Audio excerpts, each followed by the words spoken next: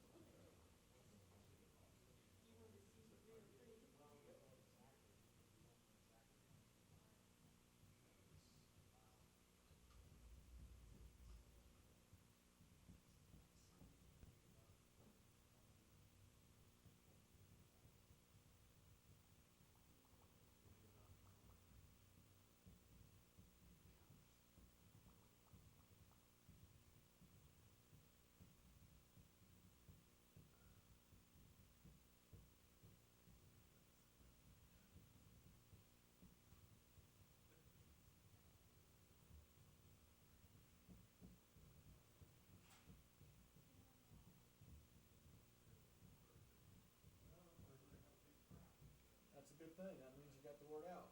People are.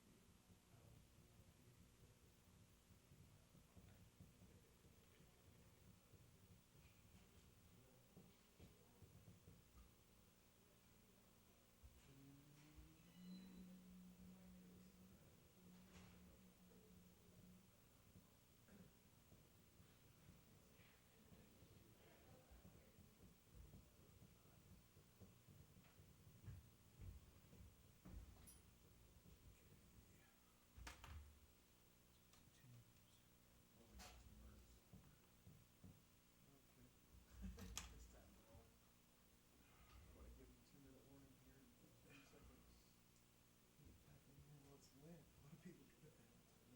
Yeah, everybody saw it the first time. Yep.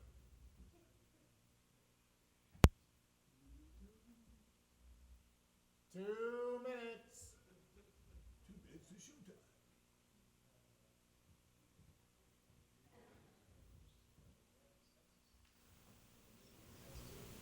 So right at 7, hit record for like 5 seconds. And then we can go to, I'll center up this camera. And we can go to overlay. I'll switch overlays. Okay, and we run through that. Subgame 2. This is TV, this is house.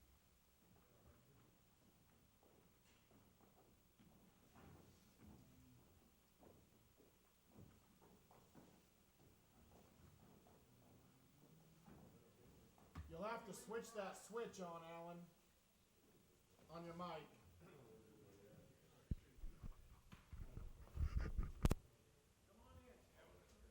1 minute.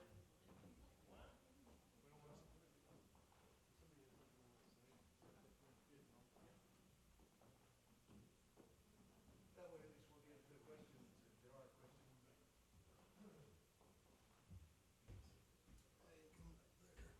Alan, we have a mic to pass around in the audience now tonight. If they have questions.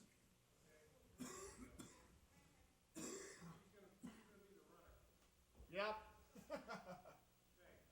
30 seconds.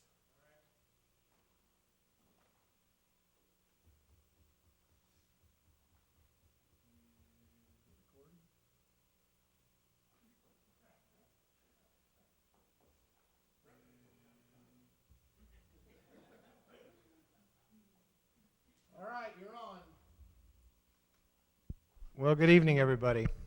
We are blessed with nice weather outside today, and I think I'm going to take that as the reason why we have a smaller crowd tonight. I think the other piece of this reason that we have a smaller crowd than we did 2 weeks ago when we were here is probably partly because from what I'm hearing from a lot of people, they've watched the broadcast on TV after the last time. And that prompts me to once again thank Greg Hogelman and USD 237 and Nextech for allowing us to broadcast this. We're on the air again tonight broadcasting the town hall meeting here, and it will be taped and rebroadcast over the next several days, so that if anybody hasn't had the opportunity to see the presentation before or wants to see it again, they tell me I'm not that good looking on TV, and I believe them. But if anybody wants to watch parts of this again, on channel 165 on the cable, you can see this presentation. It also, the last presentation was put on YouTube as well. We had a link to that on our website, and I assume we'll do the same thing for tonight's broadcast as well. For those of you that have picked up handouts on your way in, or anybody that's watching from home, I do want to mention that website that we have put up. We have a website specifically devoted just to this building project and answering questions and so forth that maybe people have about the project.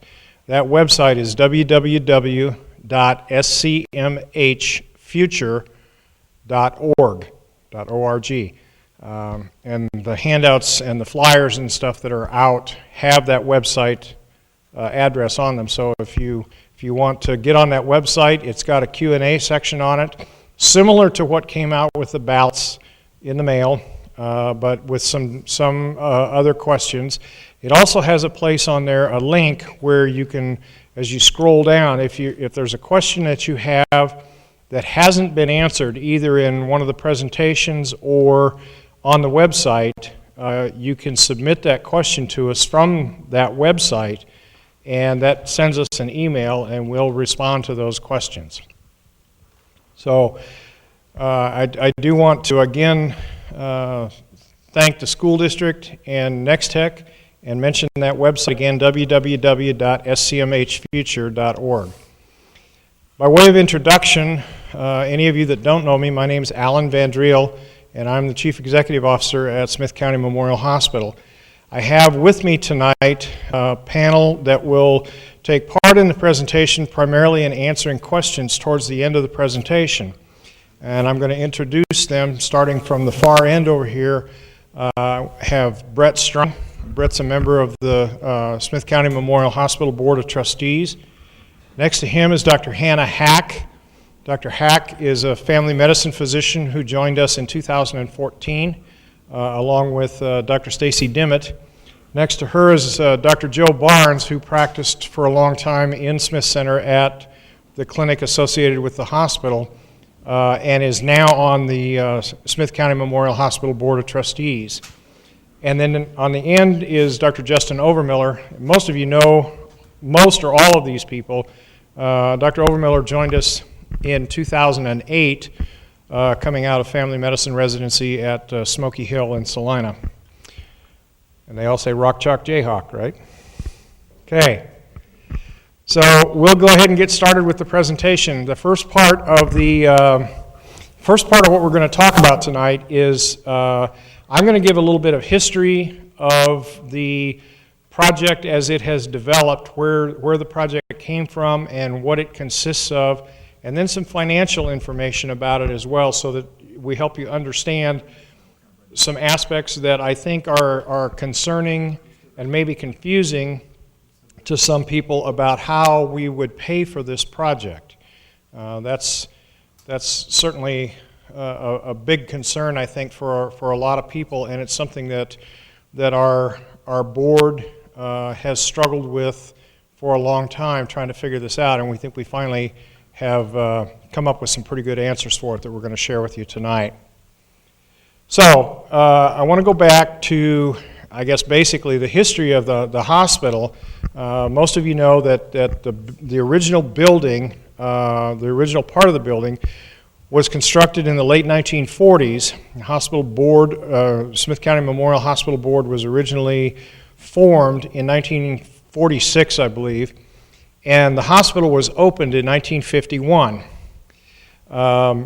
And it has been added on to several times in the ensuing years. In 1971, 28-bed long-term care unit was attached to the hospital, and some other features, a larger dietary department and so forth, were added onto the hospital. In the mid-1980s, as a way of making sure that we had continuity of medical staff and a place for them to practice, there was a medical office building, which is now the Smith County Family Practice Clinic, that was added on the north side of the hospital building facing on Parliament Street. Later in the 1980s, in 1989, there was an addition put on the hospital that consisted of a surgical area, a more spacious surgical area, an emergency room, some outpatient clinic space where our visiting specialists see patients, space for improved radiology equipment because things had advanced beyond where they were when the hospital was originally built. And there was a connecting link that was built between that part of the hospital and the physician clinic, so that connected the clinic then to the hospital. And then finally, in 2004, there was the addition of the Gardner Physical Therapy and Wellness Center on the south end of the hospital. That was the smallest of the additions, and it's the newest piece there. So when the building was built, the inpatient portion of the hospital was built to the standards that were in place at the time. And you have to kind of understand, going back to that time, that this was before the Medicare program was in place. It was before there was very much federal oversight over hospital standards and so forth. But in the aftermath of World War II, there was legislation that was passed specifically to encourage the development of community hospitals across the country. There was a program that was called Hill-Burton, named after the two one senator, one congressman that sponsored the legislation. And that legislation provided some funding that allowed many of these small rural hospitals to be built.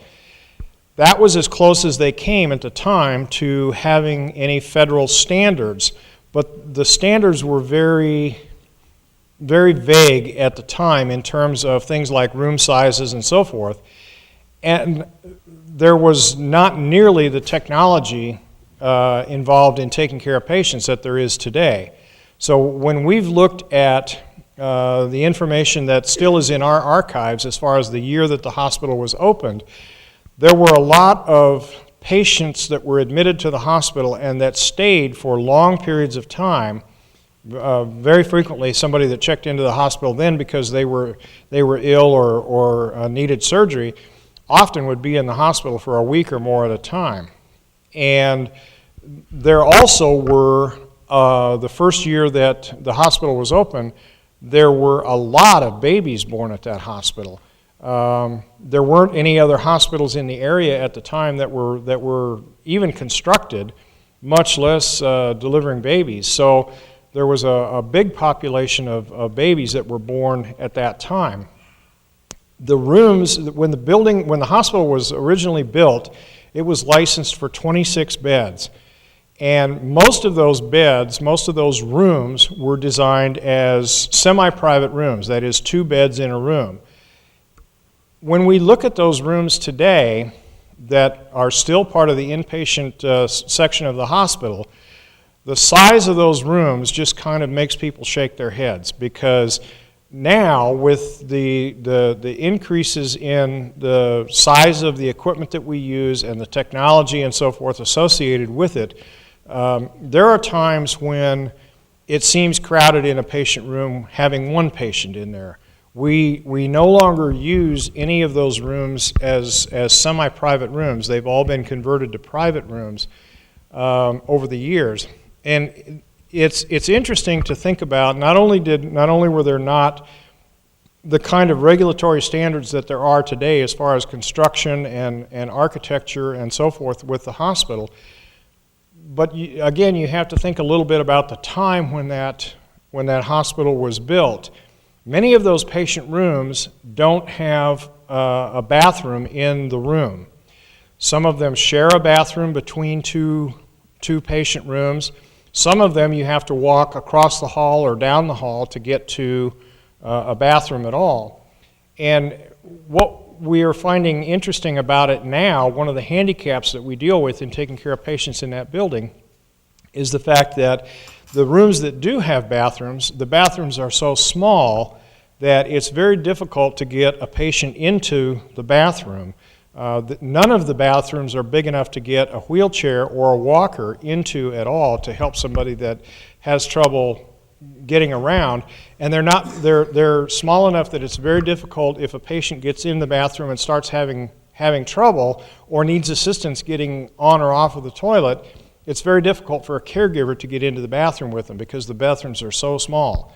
Now, of course, in construction now, there are federal standards that have been imposed over the years, and there was the passage of the Americans with Disabilities Act, which dictates sizes of rooms, widths of hallways, and all of those kinds of things in public buildings.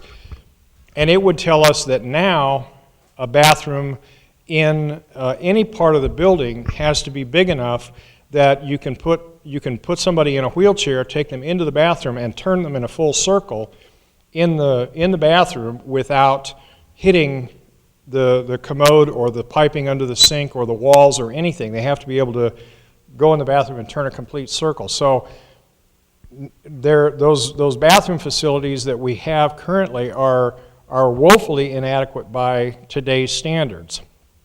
So the rooms are small. The infrastructure in the building is very outdated. The hallways are narrow. There's very little space above the ceilings in the building that allows for heating and air conditioning conduit or raceways, electrical wiring. A few years ago, we were required to retrofit the building with a fire sprinkler system that, of course, is above the ceiling. And the contractor that had to get up there and work on that fire sprinkler system and the fire alarm system that goes along with it, they absolutely were frustrated by the lack of space above the ceiling to work in up there. So looking back, when the building was built, it adequately met the standards that existed at the time. The standards have changed, the way we deliver health care has changed, and the building really is no longer adequate, in addition to being pretty much just plain worn out. And so it's been in continuous use since April of 1951. It's never closed, and there have been people in and out of the building every single day for that entire period of time.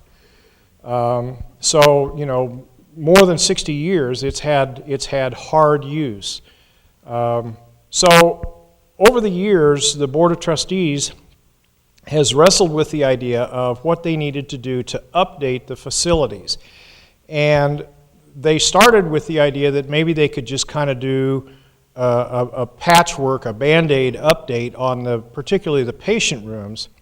And in about 2011, they had an architect work with them to design sort of a fix for what might make the patient rooms bigger and give them more access to bathrooms. And it didn't really solve very many of the other problems that the hospital has other than the size of the patient rooms.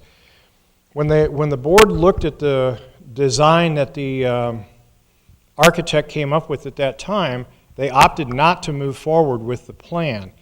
And looking back on it now, I think we've come to the realization that it's a good thing they did not move forward, because it would have involved spending a fair amount of money and not getting the biggest bang for our buck, because it wouldn't have solved all of the problems. In fact, it would not have solved a lot of the problems that exist with the building. But as the building has continued to age, not only do we have those issues with new regulations that we have trouble meeting, but as the building ages, we have more and more problems with the infrastructure in the building. The plumbing, for example, is absolutely worn out in that building. A year and a half ago, we had, within a fairly short period of time, we had a failure of the water supply line leading into the hospital. It sprung a leak underneath the ground outside the building. And within just a few weeks of that period of time, we also had a failure of the sewer line leading out of the building, or one of the sewer lines that leads out of the building, which created obviously some problems and which ended up being a major problem to try to get fixed, where we ended up having to dig through, cut through the concrete slab that the hospital is built on to expose a section of that sewer pipe where it was collapsed and replace that section of the pipe. But in the process of doing that, we ran a camera down through the sewer line, and you can imagine how exciting that is to watch the video of that camera going down through the sewer line. But the bad news about it is that although they were able to fix that one spot that was in terribly bad shape, there are other spots that are not much better. And so we're concerned about what we would have to do if we would have a failure of a portion of that sewer line in another place that maybe wouldn't be as easy to get to as the section that we did end up having to dig through the floor and replace a piece of the pipe. So those are the concerns that the board has been dealing with, is the lack of adequate space, the lack of adequate facilities, the way healthcare has evolved in the 60-plus years since the building was built, from you just come into the hospital, you get put in a bed, and you stay there until you get better, to all of the procedures and so forth that now are done for patients in the hospital, and the fact that very much more of the care that's delivered in any healthcare institution now is delivered as outpatient care than it was in 1951. Surgical procedures that would have required a week or a 10-day hospital stay back then now are done on what's called an ambulatory basis, meaning the patient comes into the hospital in the morning, they have the surgery done that day, and they go home either the same day or the next morning. And so that completely changes the need for the type of facility that we have. And the same was true with each of those subsequent additions that were put onto the hospital. Each of them was designed in a way that it met the needs that were known and were in place at the time that the additions were designed. But as time has gone on, every one of those areas has become less adequate to meet the way we deliver care now. So, for example, the emergency room that was added in the late 1980s was state-of-the-art at the time it was added, but there's only one treatment room in the emergency area. If we have more than one patient that needs to be taken care of in the emergency room at any one time, we have to borrow space from some other department to put those patients in. Now, when they added the emergency room, they also added an outpatient specialty clinic that has some exam rooms in it, and very often we end up using those exam rooms as overflow for the emergency room. But if there happens to be one of the visiting specialists here at the time when we have those patients in the emergency room, then it becomes kind of a hassle as far as who has priority to be able to use the rooms and so forth. We also share some space between the post-surgical recovery room and the emergency room. So we make it work, but it's far from ideal. And the volume of patients, although the number of inpatient days has dropped fairly dramatically from when the hospital was built, the number of outpatient visits and outpatient procedures that are done in the facility has grown exponentially to the point where it's extremely difficult on some days to find space to do the things that we need to do. So after the board looked at that architect's drawing in 2011 and decided that it didn't address enough of the problems, they kind of continued to talk about what might need to be done to fix the facility. In 2013, they again talked with the architects, the same architect actually, and asked them to prepare a facility master plan of sorts for them. They essentially asked them to answer two questions. If we're going to do something to update these facilities, should we renovate the existing hospital building, or should we start over and build a replacement for it someplace else? That was the first question. And tied to that was the question of what's the relative cost and efficiency of doing each of those? First off, can you design a process where the existing building can be renovated, but continue to operate while it's being renovated? And I honestly didn't think the architects would be able to come up with a plan to do that, but they did. They came up with a plan that was relatively workable, but it had some real drawbacks to it. It took the existing building, and they would have started with one section of the building, and they would have taken a section and torn it down, replaced it with a new section, moved some things into that section of the building, then torn down the space that they just moved things out of, replaced that, and gone through that process 9 different times. It was a 9-phase project where things would have had to have been moved around and so forth. And during all of that time, while they were moving things around and doing that construction, the patients that were being cared for in the hospital would have had to put up with noise and dirt and confusion, and the visitors to the hospital would never have known from one day or 1 week to the next where different things were located within the hospital, because it's not the same place that it was the last time. When it was all said and done, they had a building that consisted of a nearly completely replaced hospital. It's just that it was done in phases. And that new building would have dealt with many of the issues that we have with the existing building, but not all of them. Among the problems that we have with the current building, in addition to the things that I've talked about as far as space inside the different portions of the building now, is that we don't have adequate parking. The building itself is landlocked, and there's houses on 3 sides of it, so there's not really any room for expansion. On a day when we have a lot of services going on at the hospital, days when we're doing a lot of surgery and maybe have another specialty clinic going on or something like that, it's very difficult to find a place to park out there. And even today, which today happens to be a day when there's a heavy inpatient load out there, we've had people tell us as recently as this week that they've had tremendous difficulty finding a place to park anywhere around the hospital building. We have people parking on the street on 3 sides of the hospital for a block or more away.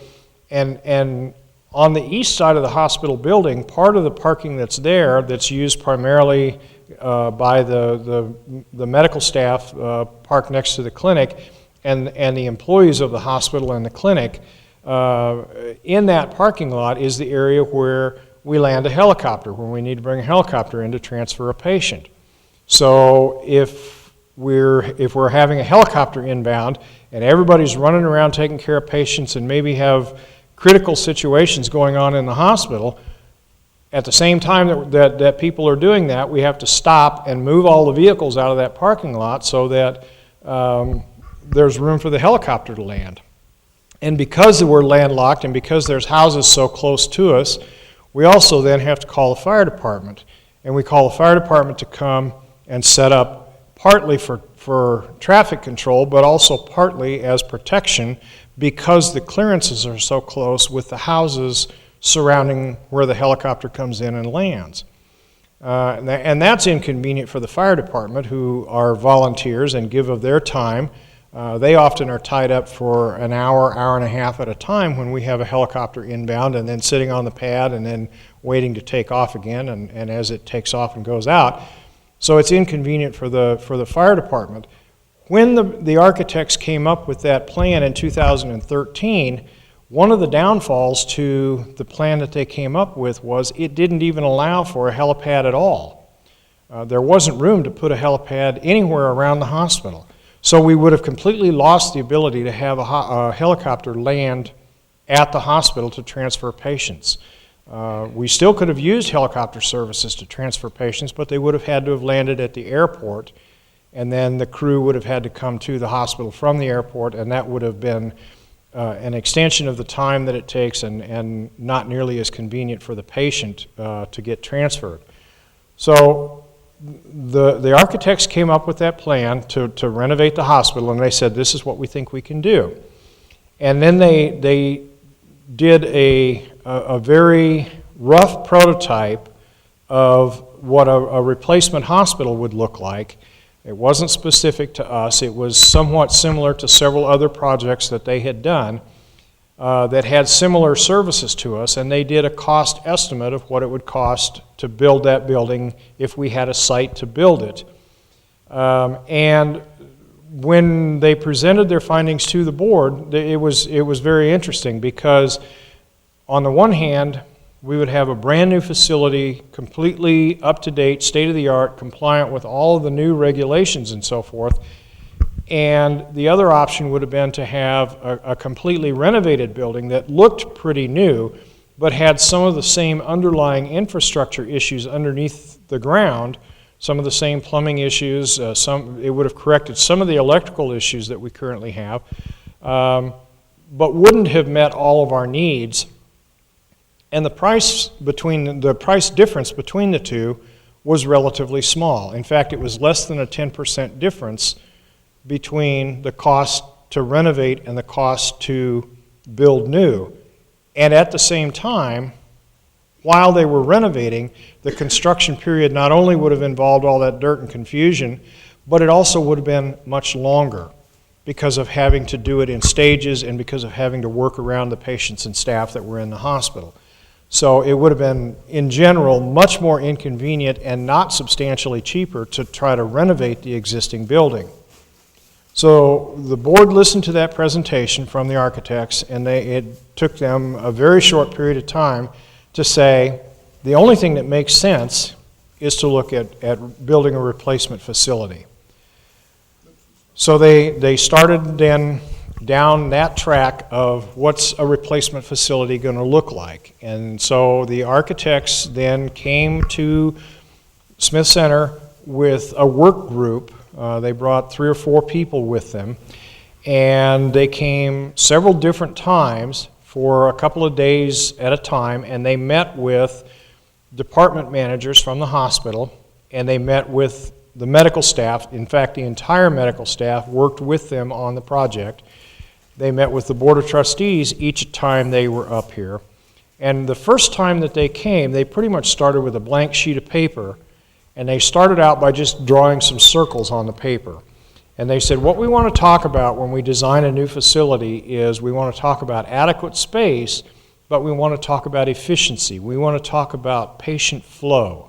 We want to talk about adjacencies so that the things that need to be next to each other can be designed next to each other, and the things that are that don't need to be next to something can be put where they're most convenient and so forth. So from that blank sheet of paper with just some rough circles on it, they worked through in each of these work sessions a design process that gave them a floor plan that they thought would meet our needs. And each time they came back, they again met with the managers, they again met with the medical staff, they again met with the board, and they laid out what they had done at that point in time.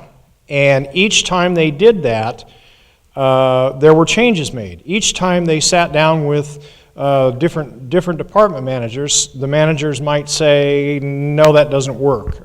We need to redesign this. Or I think it was on the third visit that they were up here, the next to last time they were here, one of the managers, the surgery manager, sat down with them and said, what you've got designed here doesn't work at all patient flow-wise in the OR. Here's what we need to do. And they spent probably a couple of hours redesigning the whole surgical area so that it worked better in terms of patient flow. And what they came up with was a design that we think will work much better. So they brought that design back the fourth time they were up here, and when they met with the managers and when they met with the medical staff and they met with the board that time, we still made changes to some of the same parts of the building that we had spent lots of time working on already. The surgical area got revised again on that last visit. So there's been, the point of all of that is to say that there's been a great deal of input from the users of the facility, the nursing staff, the ancillary staff, the housekeeping staff, the plant managing staff. The medical staff had a lot to say as far as input into the design of the building, what features it would have, how it would be laid out, and so forth. And when the project, when their work was done, what they presented us with was a floor plan. It's not a detailed plan.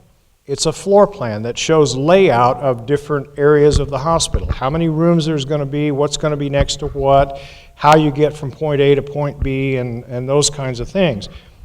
But there will be a need to do much more detailed drawings of that building before we can start with construction. Well, when they got through with that plan and presented it that final time to the Board of Trustees, the obvious question was posed to them. What's it going to cost? And the architect said to us, well, we can give you cost estimates for what we think it will cost, but if you really want accuracy as far as the cost of the building and even the practicality of how we have it designed, you really need to have on board a construction manager. You need to have somebody that builds buildings. So the board requested proposals from construction management companies and interviewed several companies and hired a construction management company. And there were a lot of questions asked at the time about why they were hiring a construction company before we'd ever made the decision that we were going to move forward with a project. And that's the reason why, was that to be able to answer that question of, is this even practical, and how much is it going to cost? That contract that was written with the construction management company obligates them to do several things. Number one, validate the cost and the ability of the building to be built. Number two, it obligates them to help with the final design of the building. It obligates them to manage the construction process, assuming that we decide to move ahead, so that they would be the ones that would be responsible for designing the bid specifications and letting the bids for the subcontractors, and then hiring the subcontractors in a way that manages the cost of the project. Because the third aspect of their contract is that it's what's called a construction management at risk process, meaning that when all is said and done, the design of the building is completed and we're ready to start building, before we put a shovel in the ground, that construction management company has to give the board what's called a guaranteed maximum price. And what that guaranteed maximum price means is that, assuming that we don't make any changes to the plans of the building once they've started construction, we don't tell them to move something or add on to something or do something differently, if the building gets built as it was designed and as they bid it, they can't spend any more to build the building than what that guaranteed maximum price is.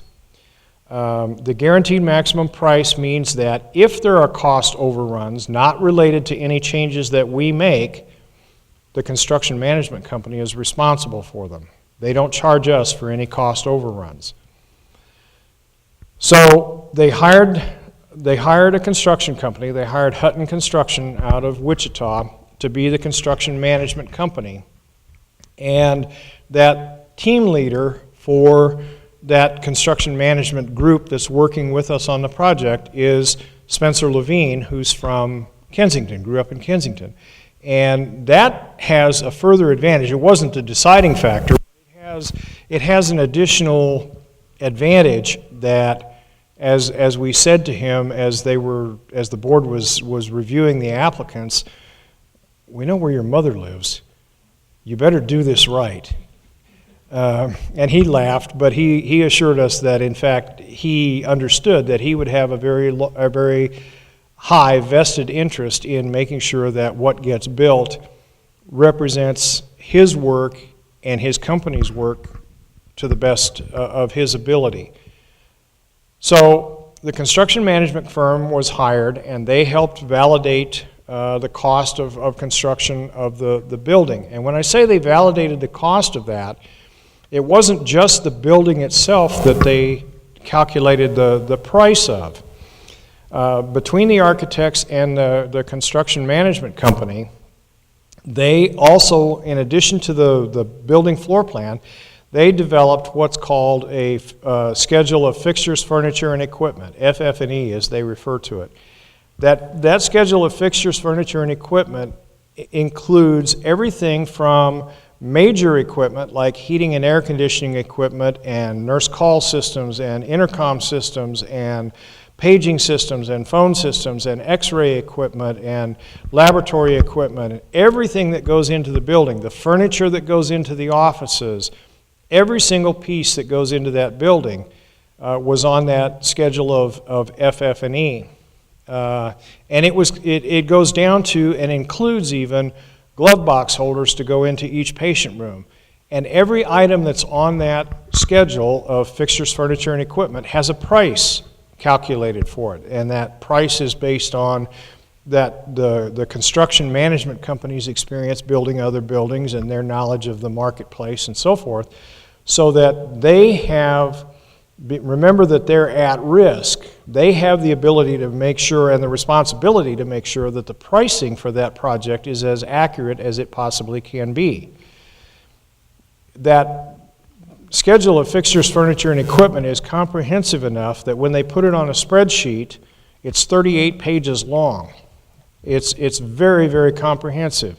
And when I have a question or one of the department managers has a question about, did we include this in the project, we can pull that schedule up and thumb through it by department and say, yep, it's in there, and yes, we've got the price for that accounted for. It was very important for us to know what the price of each component of that building project was going to be, because not only did that tell us what the total project cost was going to be, but it told us what the cost was going to be by department. And particularly for the major equipment associated with the building, that was important because that allows us to calculate and assign depreciation expense by department. And when I've done these presentations in the past, I've talked to people about who that's watching the presentation knows what a depreciation schedule is and where it comes from. Basically, what a depreciation schedule does is it takes capital equipment, whether it's a building or a major piece of equipment that's included in a building, and it uses the useful life of that asset, whatever it is, and it takes the purchase price of that piece of the project, and it assigns a value to it at the start, and then it steps that value down over time based on what the length of the useful life of that particular component of the project is. That piece was extremely important to us because we needed to know what the depreciation expense was, both on a time schedule over the life of the project once it's completed, and what the cost is of the depreciation assigned to each department. Because we not only calculate the depreciation expense of our facilities and equipment on an annualized basis, but we assign that depreciation expense by department. And the reason we do that is because every year we do an accounting process with the Medicare program that takes into account many things related to what it costs us to deliver care.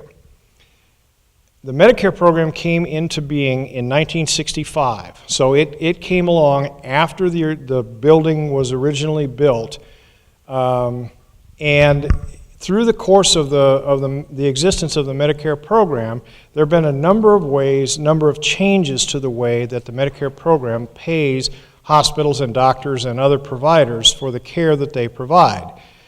But in the early 1980s, there was a major change in the way Medicare paid hospitals. Now remember, the Medicare program is the federal program that pays for care for patients that are 65 years of age and older or are disabled.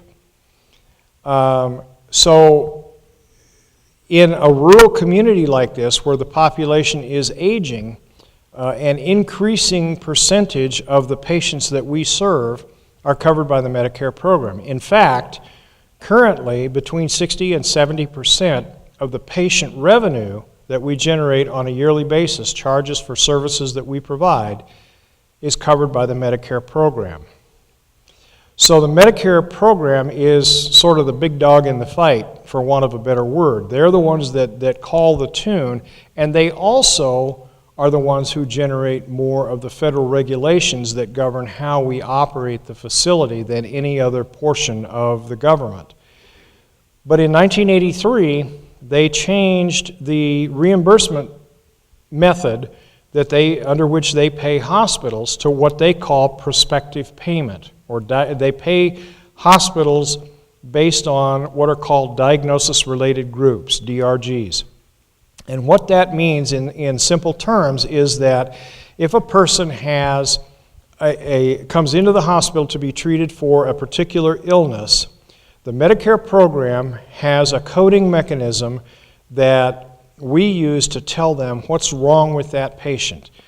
And based on what is wrong with that patient, what the patient's diagnosis is, that determines how most hospitals got paid from the Medicare program starting in 1983. So a person comes into the hospital with pneumonia, and they get treated with antibiotics, and they respond well to the antibiotics, and they're in the hospital for, let's say, 3 days. And I'm just picking numbers out of the air. The charges associated with taking care of that patient for those 3 days might total $3,000, okay? Picking a number out of the air. Another person comes in the hospital the same day as that patient did with the same illness. They also have a pneumonia, but they don't respond as well to the antibiotics that are given to them to cure the pneumonia as the first patient does, and it takes them longer to get well to where they're discharged out of the hospital. So instead of 3 days, like the first patient was in the hospital, this patient's in the hospital 10 days. Okay? And the charges associated with taking care of that patient instead of $3,000 maybe are $20,000. The Medicare program takes that diagnosis code for that illness and they assign a reimbursement value to it.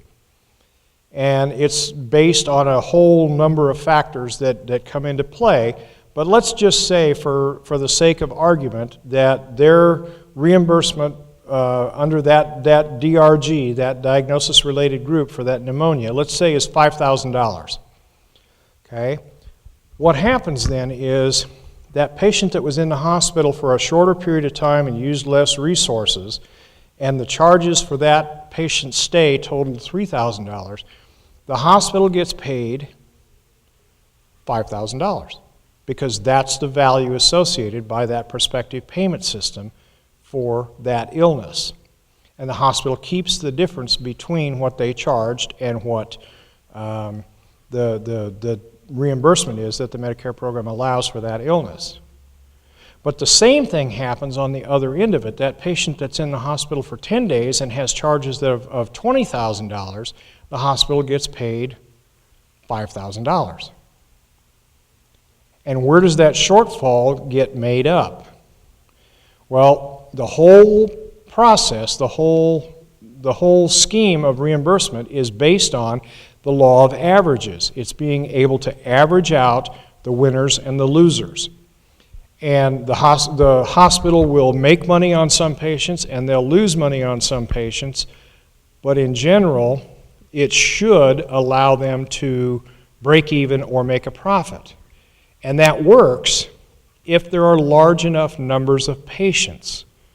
But small rural hospitals, like Smith County Memorial, don't treat enough patients with the same diagnosis in any given year for that law of averages to smooth things out. And between 1983, when the Medicare program started using that prospective payment system to pay hospitals, and the mid to late 1990s, there were hundreds, literally, of hospitals, mostly small rural hospitals in the United States, that went broke and closed because they simply couldn't make those numbers work under the prospective payment system. So in 1997, as part of the Balanced Budget Act, there was a section of this huge law that was called the Rural Opportunity Flexibility, or the Rural Hospital Flexibility Program. We call it the FLEX program. That program changed the way small rural hospitals get paid by the Medicare program. It exchanges for those hospitals certain advantages and puts limitations on things like our bed capacity and our average length of stay that we can keep patients in the hospital. And in exchange for that, the Medicare program pays us our cost of providing care. Now, if you're in business for yourself, and no matter what you charge somebody for the services that you provide to them, a third party determines what you're going to get paid, and what that amount is that you're going to get paid is your cost. That has some advantages. One of the advantages is you don't lose a lot of money if you get paid your cost. But the disadvantage to it is you don't make money on it either, because there's no or very little margin for profit there. You're only going to get paid basically what your cost is of providing that care. And in fact, the Medicare program even makes it more difficult because there are certain things associated that we think are associated with taking care of patients in a hospital that the Medicare program considers to be unnecessary. They call them non-allowable costs. So things like having a television set and cable service in the patient's room while they're in the hospital, you don't need that to get better. So they don't pay for that. And if you're in the hospital and your family member wants to call you and see how you're feeling today, that's not really part of taking care of you. So they don't pay for the phone service in your room. They know that we need to have phone service for the hospital, but they don't pay for phone service to the patient rooms. So there are certain things that they carve out of those costs before they reimburse us for the care that we provide. But when we construct our financial statements and do our settle up with the Medicare program, two very important things are included in those financial statements. One of them is depreciation, which to most people is a non-cash expense. It's an expense on your financial statements, but to most people it's a non-cash expense because it isn't something you have to write a check for every month. In any business that constructs a depreciation schedule for their equipment and fixtures, typically the biggest use of that depreciation schedule is in figuring taxes. But in the reimbursement schedule that we operate under for the Medicare program, that depreciation expense goes directly to our total expense, which goes directly to what we get paid from the Medicare program. The same is true with interest expense. So if we have to borrow money to buy new equipment and we pay interest on the money that we've borrowed, that interest expense is also allowable, is included in our financial statements, and the Medicare program pays us for that. So starting in 1998 actually, some hospitals got paid under that new system and were designated as what are called critical access hospitals.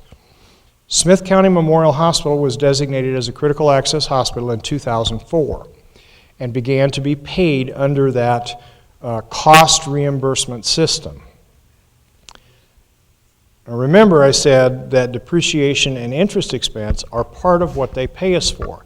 Every year, at the end of the year, we do a financial settle-up with the Medicare program. We or our management company constructs a report that's literally a book about that thick, except that we do it electronically now instead of printing it all out. But it's a very comprehensive schedule of the care that we've provided, what the costs of that care were, and what the reimbursement that we received throughout the year was from the Medicare program. The only thing they're concerned about is the Medicare program. So we calculate what our cost of providing care is and what the charges are and what we've gotten reimbursed for that care during the year. And we do a settle-up with the Medicare program. If our cost of providing care exceeds what they've paid us during the year, they write us a check. If the cost of the care that we provide is less than what they've reimbursed us on an interim basis throughout the year, we write them a check. And then they take that cost report and they recalibrate our reimbursement for the following year based on what the last year's costs and care that were provided were.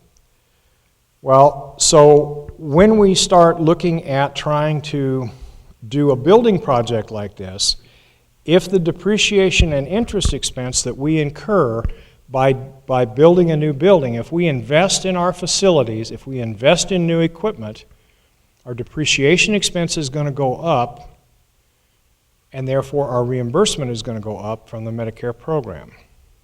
So when the architect and the construction management firm came up with a final floor plan for the new hospital and came up with the schedule of equipment, and they came up with an estimate of what the project cost was going to be, what we did then was we took that cost estimate and the breakdown by department, and we sent that to our management company that does our cost accounting with the Medicare program, Great Plains Health Alliance.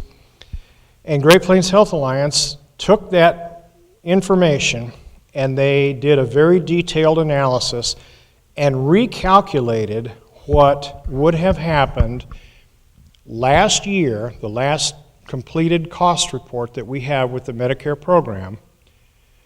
What impact would it have had on our reimbursement if we had had that additional depreciation and interest expense associated with doing the building project? We didn't change anything else about the hospital operations. We didn't assume any changes in hospital volumes, anything else associated with it. All we did was assume that we were going to add in the depreciation and interest expense. And they reran that cost report to see what impact it would have. We knew that it was going to increase our reimbursement, but we didn't know how much. When they finished that analysis of the reimbursement under that program, even they were surprised at the magnitude of the change. Because the reimbursement from Medicare alone, not any other payer, just the Medicare program, for last year would have increased by $1.7 million just because of the addition of the depreciation and interest expense. Our total expense budget last year was between $11 and $12 million. So to increase our reimbursement by almost $2 million, $1.7 million, that's a pretty substantial increase to our bottom line. So the board was surprised, Great Plains was surprised at the magnitude of that change. But that change is only important if we compare it to what it's going to cost us to make debt service payments on the hospital, because we don't have the money in the bank to build the new building. We're going to have to borrow it from someplace. public entities, schools, hospitals, counties, cities, whatever, if they have major capital needs, they finance those needs. If they're going to make improvements, they finance them by selling bonds. And typically, the bonds that governmental entities, and this, remember, is a county hospital, typically the bonds that are used to finance projects like that are called general obligation bonds. General obligation bonds they have several unique features to them. They're issued by the governmental entity. That governmental entity is responsible for making repayment on the debt that's generated by the sale of those bonds. So you buy a block of bonds from Smith County, for example, when they sell them for a project that they're doing, and Smith County obligates themselves to pay you back the money that they have borrowed from you by you having given them money for those bonds. And there's interest on top of what the principal was that you paid them for those bonds. When they go to sell those bonds on the market, there has to be a way to demonstrate that the bonds will be paid back, the loan will be paid back. And typically, general obligation bonds have two features about them that make them pretty unique. One is the only thing that can guarantee repayment of a general obligation bond is property taxes. So the governmental entity that's going to issue them has to have the authority to levy property taxes. And the second feature about them is that typically that debt is repaid over about a 20-year period, usually not more than 20 years.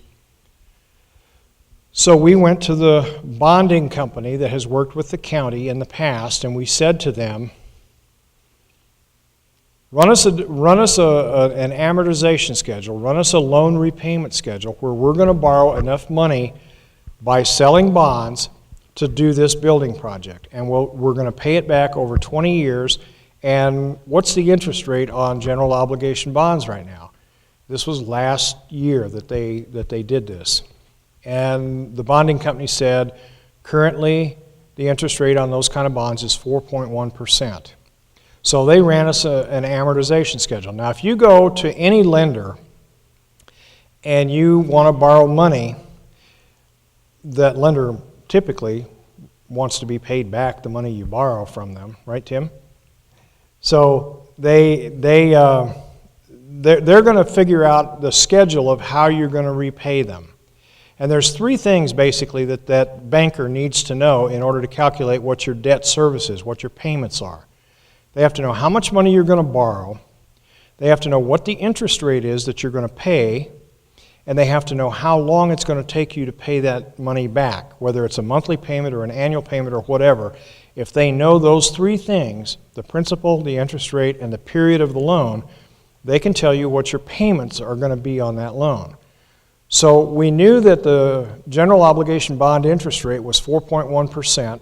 We knew that 20 years was the period that we were looking at initially with those general obligation bonds. And we knew roughly what the total cost of the project was going to be. So we had them run that schedule. And the result was they gave us a number for this is what your reimbursement, or this is what your loan repayment will cost you each year. And it was scary, because there was no way that it was going to work for us to be able to pay that much per year. There's no way that we were going to be able to generate enough money to make that debt service payment. And at the same time, knowing that if we couldn't make the debt service payment on it, the only way that that debt service could be guaranteed was with property taxes. That raises the question, in every venue we've been in, how many people that are sitting out there tonight want to see your property taxes go up? Every time I ask that question, I get the same response. The answer is nobody wants to see your property taxes go up. Everybody in Smith County believes property taxes are already too high and shouldn't go up at all. Can't afford to go up at all. If property taxes is what we're going to use to guarantee this note on this building, and if the cash flow doesn't look like it's going to work to make the debt service, that project's basically a non-starter. And that's the conclusion that we came to last fall, was that we couldn't make it work that way. So the board and I, started looking at other financing mechanisms. And there's actually a hybrid way of doing this financing that we did come up with. In 2008, there was a need at the hospital to do some major infrastructure updates.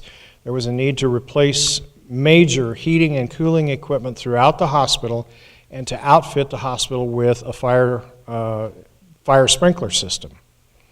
Total cost of that project was somewhere in the neighborhood of $2.5 million. In 2008, there was created, in order to generate a financing mechanism for that project, there was created an entity that's called a Public Building Commission, a PBC, an entity that's created under Kansas law specifically to acquire or improve public facilities for cities, counties, whatever, okay? So there was a Public Building Commission that was created in Smith County, and that Public Building Commission has the authority under Kansas law to let bonds for those infrastructure projects.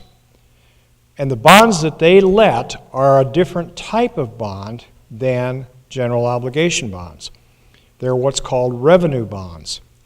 The difference between a revenue bond and a general obligation bond is that the revenue bonds are not strictly based on repayment from a tax base. They're based on repayment from a demonstrated revenue stream. So if an entity that has the authority to let revenue bonds wants to let those bonds, what they have to let the bond insurers know is, where's the revenue going to come from to repay that debt? And so in 2008, when the PBC needed to borrow $2.5 million to do that heating and air conditioning project, they needed a revenue stream to make the debt service payments on it. And that revenue stream came from a 1% sales tax that was voted into place in 2008 by the voters in Smith County. That sales tax that's been in place during that time has generated enough revenue to make the debt service payments, to more than pay back the annual debt service on those bonds.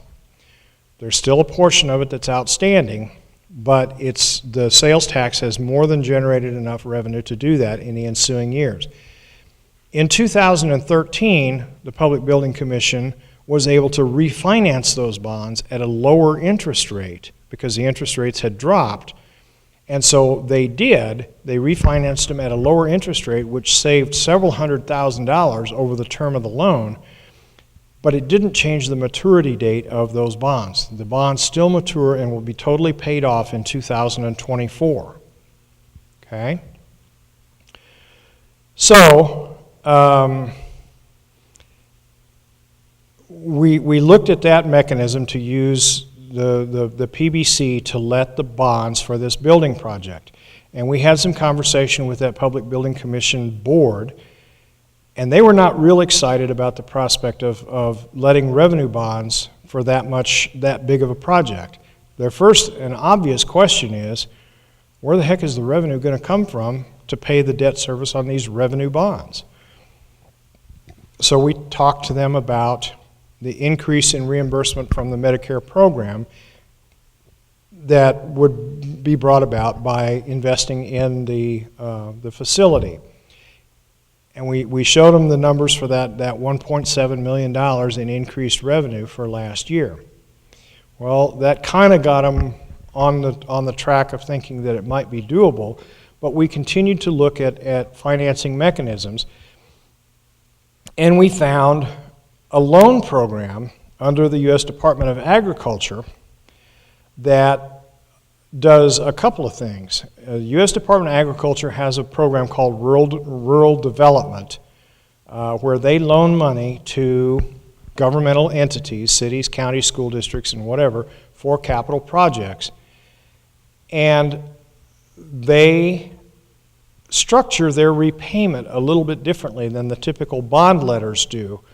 because they assume that the majority of the time the funds that they loan are going to be used for buildings. When you calculate a depreciation schedule on a building project, that depreciation schedule is componentized by the useful life of the equipment. So computer equipment, for example, might depreciate over a 5-year period and other equipment over a 10-year period and so forth. But typically, the building itself depreciates over a 40-year life. So the USDA constructed their loan program primarily designed for buildings so that the loan could be repaid over a 40-year repayment program or a period up to 40 years. And because those funds that they use for the loan program are federal funds that they're federally guaranteed, they're also able to use an interest rate that's less than the bond market is. So when we started talking to USDA last fall, at that time, that was shortly after we had had the bond company calculate the debt service schedule for us, and they had told us that the interest rate in the bond market at the time was 4.1%. USDA's interest rate on their rural development funds at the same time was 3.25%. 3.25% versus 4.1% makes a big difference in what the debt service is. And paying the loan back over a longer period of time also makes the debt service lower. If you go to buy a pickup truck and you agree on a price from the dealer and you're going to borrow the money, you're going to shop around and find the best interest rate that you can find, but it may be that you can pay that loan back over 4 years and your payment will be this much, or you can pay it back over 6 years rather, and your monthly payment will be this month's. Now, over the term of the loan, you'll end up paying more if you amortize the loan over 6 years rather than 4, because you're going to pay more interest. The principal is the same, but the interest that you're going to pay is going to be more because you're paying it over a longer period of time. And the same is true with this program. Pardon me. But it allows us, by using a longer repayment schedule, it allows us to make a lower annual payment on the money that we're borrowing. So we went back to, pardon me, we went back to the lender, to the bond company actually, and we said, run us a new amortization schedule here. If we borrow the same amount of money, but instead of 20 years, we pay it back over 35 years, and if instead of paying 4.1% interest on it, we pay 3.25% interest on it, what difference does that make in our annual debt service? Well, it made a huge difference. And they came back to us and they said, if you do it that way, your annual debt service would be $1.3 million a year. Now, that's going to be divided into interest and principal, and typically on those types of loans, you pay them twice a year. But the annual debt service is going to be $1.3 million, pretty much straight across the term of the loan over 35 years. Okay? So we need $1.3 million to make the debt service payments. But we go back to what the reimbursement is from the Medicare program, and it was going to increase by $1.7 million. $400,000 a year more than what it's going to cost us to make our debt service payments. All of a sudden, that project looks a lot more doable. So what we're proposing is this. The Public Building Commission will sell revenue bonds for the building project, as they're authorized to do. The U.S. Department of Agriculture will come in and purchase the entire bond issue as soon as it becomes available. And we would make our debt service payments to the USDA. Now, that's all dependent on applying to and getting approved by USDA for that loan process. We've submitted our paperwork to them, and they have told us that they will, we have to have an independent accounting firm do a financial feasibility study, which is nearly complete. They've told us that they will give us an answer for sure by the end of March. And that time period, the end of March, is important because USDA recalculates their interest rates quarterly. So we were talking to them last fall, and their interest rate was 3.25%. And everybody was nervous about what was going to happen to interest rates because the Fed was starting to talk about interest rates going up. But the interest rates that the Federal Reserve was talking about are short-term interest rates. They're not bond rates. The bond rates are still very stable. In fact, when USDA recalculated their interest rate the first of the year, first of 2016, it actually dropped. It dropped from 3.25%, where we had done our projections, to 3.125%. And that's where it is today. And will stay until the end of March, and they'll recalculate it again. So if we can get our paperwork all finalized and get approval by the end of March, and we have the ability to move ahead with the project, they'll lock a loan for us at 3.25%. And we've talked to them about loan repayment length, and they've agreed to a 35-year term. Okay? So what that means is that based on year one cost report data, actually last year's cost report data, we project that our reimbursement from the Medicare program will go up by $1.7 million, and our debt service on that loan will be $1.3 million. The problem with that cost reimbursement schedule is that by having the depreciation expense as part of our reimbursement, I've already said the components of that building don't all depreciate over the same period of time. So some of those items are going to depreciate over much shorter periods of time. Some are going to depreciate over 5 years, some are going to depreciate over 10 years, and some over 20 years, and so forth. And each time there's equipment or fixtures that drops off of that depreciation schedule because it's fully depreciated, our reimbursement will go down as well. So we asked Great Plains to try to look into the future and see what will happen as, they had already taken all of that project cost componentized by what the depreciation period was for each piece of equipment. We asked them to project 5 years out, 10 years out, and so forth, and tell us how that reimbursement was going to compare to what our debt service was, because our debt service is flat across the term of the note. And it is true that our depreciation expense will decrease, and our reimbursement, therefore, is expected to decrease at periods of time during the repayment period. So we have to be able to make up that difference.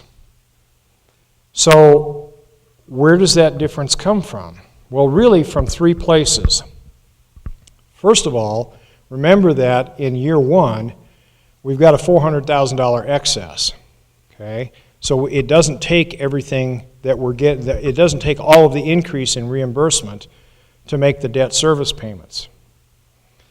So what happens if we take that margin, the cash that's generated by that margin between our increased reimbursement and our debt service, and we put it aside in a sinking fund of some kind so that if our depreciation decreases down the road, we have some additional money set aside to make up the difference. How much will that be? Well, it'll be substantial. We haven't run a complete schedule of that, but it'll be substantial, and it will make a big portion of the margin difference between the debt service and the depreciation for several years. The other factor associated with making up that difference is, remember I said that there's already a $2.5 million bond issue on the hospital for heating and air conditioning equipment, and those bonds have a maturity date of 2024. There's sales tax revenue that's being generated that's making the debt service on those bonds.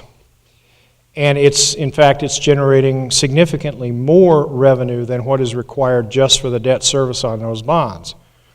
But we talked to the county commissioners and we said,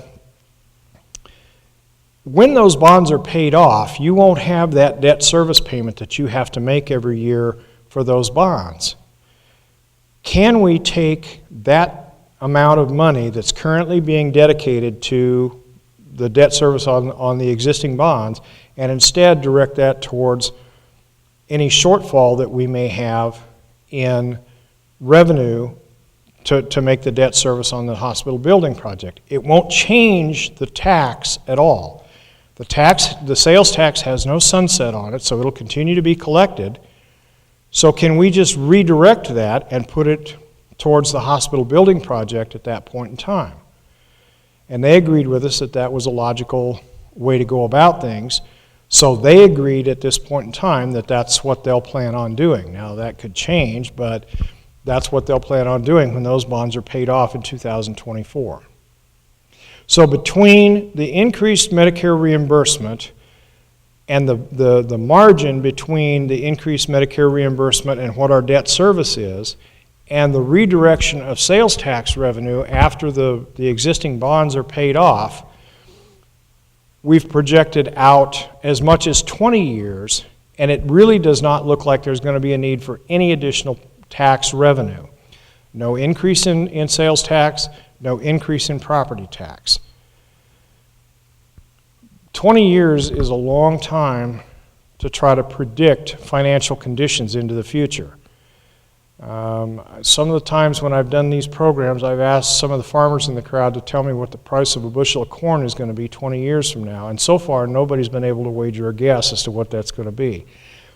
That's kind of the same position that we're in. How are things going to change between now and 20 years from now in terms of reimbursement? And the answer is, we don't know. We know they will change, but we don't know how they're going to change.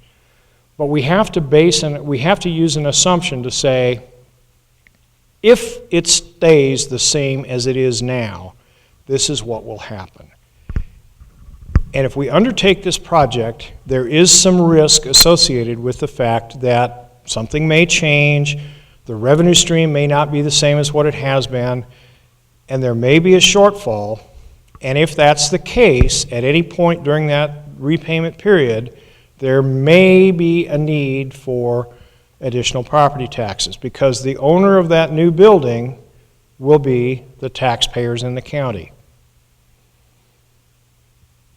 But we think the risk is fairly minimal as far out as we're able to project.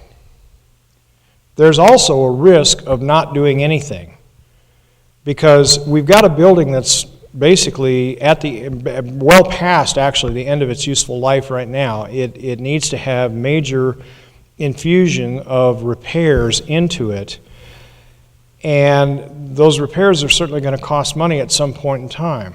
If we don't do a building project, bring the building up to standards now or in the very near future, we're going to have to spend money to maintain the building and to keep it from completely falling down. And there's a very good chance that if we wait a year, 2 years, 5 years, whatever, before we decide to move ahead with this project, that the interest rates at that point will be higher than they are today. Interest rates have not been as low as they are today in a long time. So the opportunity to take advantage of those lower interest rates is extremely great right now. So where we were at that particular point in the decision-making process was that we had a decision to build a new facility rather than renovate. We had a floor plan for a replacement facility. We had a cost, at least an estimate. We don't have that guaranteed maximum price yet, but we have a pretty good cost estimate for the project. We have the reimbursement impact calculated as closely as it can be based on what the estimates of the cost are. And we have a financing mechanism that allows us to borrow the money to build the project and repay it under terms that we can feel comfortable undertaking. The only piece that we were still missing at that point in time was we didn't have a site. We didn't know where we were going to build it. We talked to the architects when we started this whole process, and we said to them, how much ground do we need? And they said, you need at least 30 acres. And if you're smart, you'll find 40 acres to build this on. Okay? So we started looking for pieces of property, and we identified some properties around the edge of Smith Center, because nobody could come up with 30 or 40 acres inside of Smith Center that wasn't already somebody's living room. So we started looking at pieces of property, and we evaluated each of those pieces of property. The board came up with 8 different sites that were possibilities, and they evaluated each of those sites. Which one is the best? And the architects forced them to use a very numerical, a very straightforward evaluation scheme to do that. They took each of those sites and they assigned, they evaluated it according to 8 different evaluation criteria. Its visibility, its accessibility, the cost of utilities, the levelness of the ground, a whole bunch of different features, 8 different features actually, and they forced the board to assign a numerical value to each one of those factors for each one of the sites, which then when they added up the numbers, prioritized the sites very, very neatly into which was the most favorable and which was the least favorable of the 8 sites that they originally came up with. So they took the most favorable site, and the board members went and approached the landowner. And they said, here's what we'd like to do. We'd like to build this building, and we think this property that you own would be ideal for doing this. And 7 times, the landowner said to them, it might be ideal for building a hospital. It's also ideal for raising corn. And they declined to sell the property to them. The 8th piece of property that they looked at was the Peterson Industries site, and it actually scored fairly low when they took all of those factors into account. Number one, part of the issue was availability at the time, but the property itself is not laid out very well in terms of its conduciveness to the hospital project. There's a fairly good sized lot there, but there's some waste in it because of drainage that comes down through there. There's a fair amount of that property that wouldn't be usable for building. So it actually had scored fairly low, but it also was tied up in legal action, and so it wasn't immediately available to us. So we got clear to the bottom of the list, and the board said, well, now what are we going to do? We don't have anybody that, we don't have a piece of ground. So that we sat down again, and they started looking for additional pieces of property. And they found another piece of property that had not been originally considered that is on the northeast side of Smith Center. And that piece of ground had basically 3 things in favor of it. Number one, it was accessible, it was big enough for the project, it had the lowest cost of utilities acquisition of any of the pieces of property that we had looked at, because we had asked the construction management company to estimate for us what it would cost to get the different utilities to each of those different sites. Some of them were at elevations that would have required sewage pumps, for example, to connect to the city sewage system. And you got to factor the cost of that in.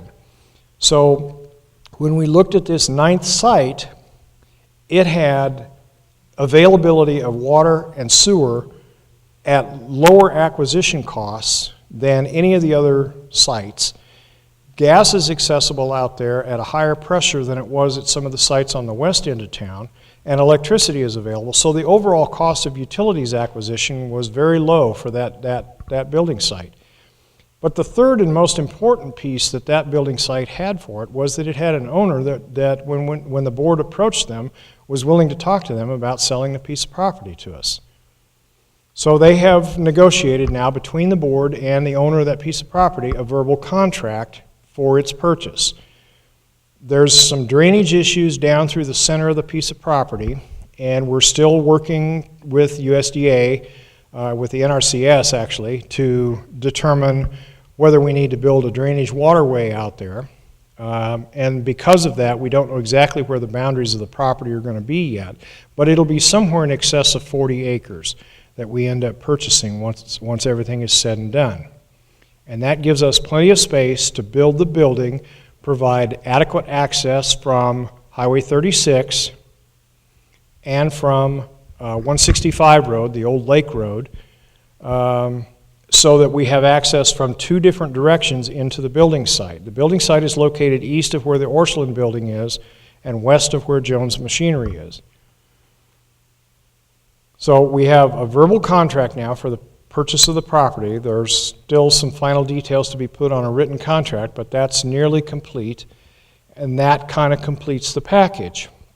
So we went back to the PBC board and we said, okay, now we've got a building design, cost, reimbursement, financing mechanism, and a building site. Now will you agree to sell the revenue bonds that you're authorized to sell for this project? And we talked with them and we talked with the county commissioners. And both boards said, although we're not required to, because these revenue bonds have a different authorization scheme than general obligation bonds do, we're not required, in fact, there really is not a mechanism under state law to have an election. We want to know what the public thinks, because there is risk to the taxpayers in this county that if at some point that revenue stream is short, they may have to pay more property taxes for this. Whether we think that's likely or not, the mechanism has to be there. So we want to know what the taxpayers think before we proceed with this. So Sharon Walters called the Secretary of State's office and said, okay, what do we do? They want to know, they want an election. And the Secretary of State's office said, well, there's no mechanism for an election. And she said, well, what happens if we have an advisory referendum? What happens if we let people tell us whether they approve or not? And the Secretary of State's office said, well, there's no mechanism for that. That's not really something we can tell you is legal to do. And she said, well, is it illegal to do? Well, no. And she said, if we decide to do that as a way of getting the public input on whether we should move ahead with the project, will you stop us from doing that? And they said, well, no. Okay. That's all we wanted to know. Thank you. And so that's why in your mailboxes this week you either have received or will receive a ballot if you're a registered voter, and that ballot asks a pretty simple question. It says, do you favor moving ahead with the building project for Smith County Memorial Hospital? Something, that wording may not be exact, but it's something to that effect. It's a yes-no question. Okay? And so the only requirement is that now, having heard this presentation, we hope you agree with us that it makes sense at this time, with this structure that we have in place, this financing mechanism, and the need for the facility, we hope that it makes sense to you to move ahead with that project. So you'll mark your ballot yes, you put it back in the envelope that's inside of the outer envelope that you received, you put your address on it, you sign it, you seal the envelope. It's already got a stamp on it, so you can mail it back to the county clerk's office or you can deliver it back to them by hand, either way. And on March the 1st, they'll count the ballots and they'll determine whether or not the majority of the people are in favor of moving ahead with the project. Assuming that they are, and the feedback that we're getting is very positive that that's the case, but assuming that the majority of the taxpayers or the majority of the voters, I should say, are in favor of moving forward with the project, then the PBC board will proceed with their process for publicizing their intent to let the bonds, and we'll move forward. If that happens, then the next thing that will happen is that the architects will do the more detailed drawings, the construction managers will put the project out for bids, and we'll get a construction schedule put together. Our belief is that if everything goes as planned, that we can start construction this fall, and they've told us to expect about an 18-month construction period. So we would have the project completed and ready to move into in early 2018. So about 2 years from right now. That's the plan as it exists right now. That's the development of it. That's the layout of the plan. That's the cost. the financing mechanism, the reimbursement mechanism, all of those pieces. And all we're asking at this point is that, having heard this presentation, that first of all, if you have any questions about what the project entails or how we're going to do it, that you ask those questions and get them answered, because we've got answers for any questions you might ask. And secondly, then, that you vote preferably in favor of the project so that we can move forward. Okay? What questions do you have? Anybody that's out there, what questions do you have about the project? Anybody? Anybody still awake? Any questions whatsoever? Wow. Your commentary about the general Whoa, wait. Becky's going to bring you a microphone. Oh, there we go. You said in your presentation that the general contractor can have a say-so in the final design of the project. To what extent can they do that? Say that one more time. The contractor can what? In your comments about the overseeing general contractor of the whole project would have some say-so in the final design of the building. To what extent can they do that? The design of the building, it will be approved by the Board of Trustees. The say that the construction management company has in that process is telling us whether or not it's practical. And so far, they haven't come up with anything major that they think is impractical about the way the project is laid out. They've made a number of suggestions that were helpful to us in planning, but they haven't said we're going to change this all around. Now, there has been a lot of give and take between us and the architects over the layout of the building, but so far nothing major that we think is detrimental at all. But it is the final say is up to the Board of Trustees. They have to say go before the project moves ahead. And if we get into the project and the construction company says, wait a minute, there's a problem here, we need to do this, that, or the other thing, any changes to the plan have to be approved by the owner, which is represented by the Board of Trustees.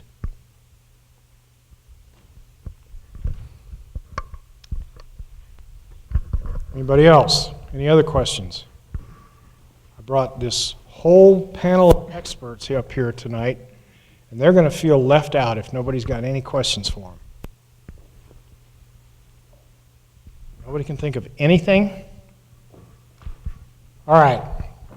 Well, hopefully that means you understood what I said. If you have questions that come up after tonight that haven't been answered, I want to remind you one more time that website has a place where you can get on it and ask your questions, and we'll answer them by email.